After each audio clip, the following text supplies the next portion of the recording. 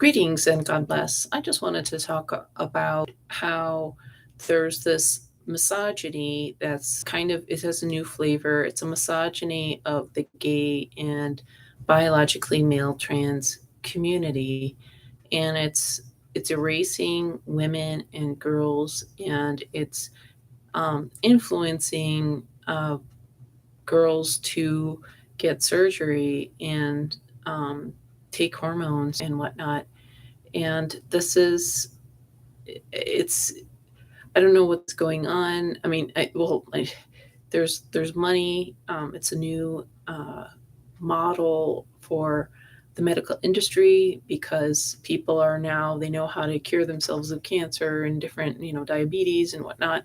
And so medicine wants a new growth industry, and you create a lifetime severely disabled patient when somebody is operated on for this agenda. And it's a type of human sacrifice. And I do feel that, being a biological woman, I do feel like womanhood is being erased. And it's like this blackface. It's like a male person using woman face. And I feel that it's these malignant narcissists that want to harm whoever, and they're preying upon women because they're stealing their identity, just as if a white person was to steal a black identity, like that one government person who called herself Native American, and she's like white.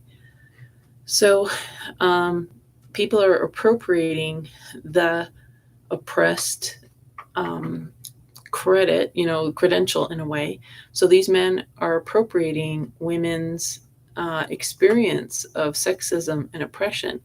And so these malignant narcissists are saying, I'm a woman, and then they're defeating them by miles in swimming and bicycling and whatever, and frightening and um, violating biological girls and women in locker rooms and bathrooms and prisons. Like, women have, like, everything now is male territory. When I go to my local library, I'm sharing a bathroom with a guy, because there's no women's bathroom. And this is such a crime against women. It is explicit misogyny. And these women who are going along with it, who are zealots. And that's the thing, is this is a religious agenda. These people in stores who are pushing this trans thing, these people in government, these people in schools and universities that are pushing, number one, even, and the irony is a lot of these people are white. And I'm wondering if all these white people have such are so void of a soul and self-worth that they're like, okay, I have to ally myself with BLM or the LBG community. And they think they're going to be safe if they're a brown shirt. And that's what this is. This is a new mafia. This is a new totalitarianism, a new authoritarianism, a new type of fascism. For instance, with Target doing this trans thing, if you look at the Target website, they don't allow you. There's a feedback button, but you can't post anything. And if you try to reach the chat wants to know your name, your contact information, and what your topic is that you want to have feedback about. And if you don't give them what they request, so they can data mine you, they stonewall you.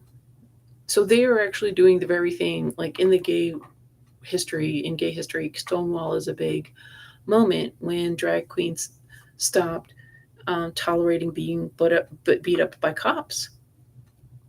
And now this new it's a new um, gay culture. It's a new gay and trans culture that's here in 2023. Because I don't know if it was the 1960s or 70s, but it was a different type of gay culture. These drag queens were still masculine. They weren't these milk toast soy boys that we have that are even that's even our heterosexual, like, where are the men? Where are the males? Oh, they're all in prison. They're all in jail because our world is so insane,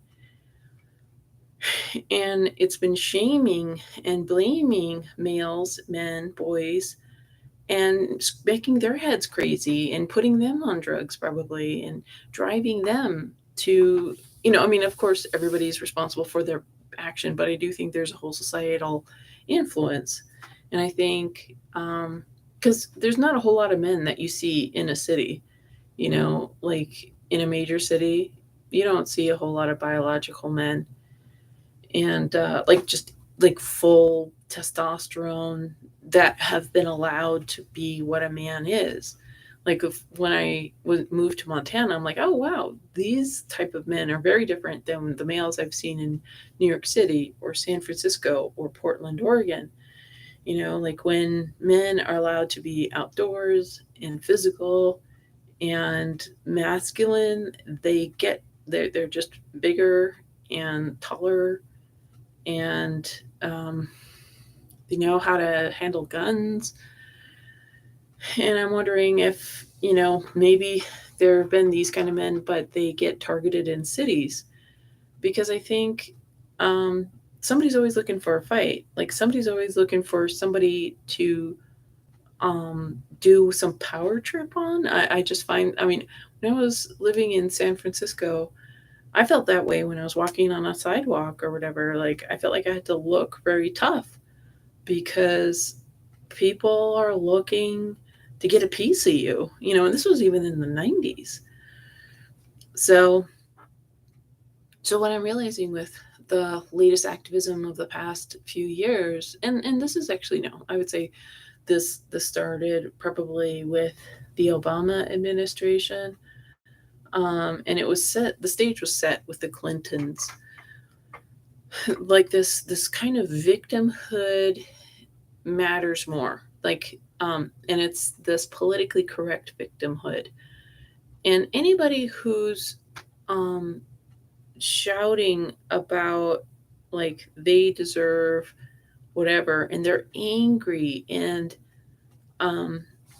like they're just trying to get something, like they're just opportunists. Like there's people who have really been victimized, and then there's opportunists, and um, there are people who are opportunists that may have had incest in their family or been raped or had a family member murdered or whatever.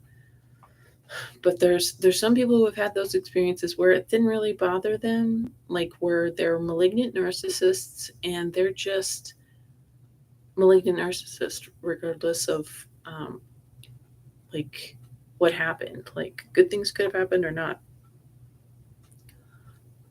So my question is what the movement that's been going on right now, is it really about narcissists' lives being the only one that matters? And that's what narcissists think, that it's only their life matters. So, what do you guys think? Thanks for watching.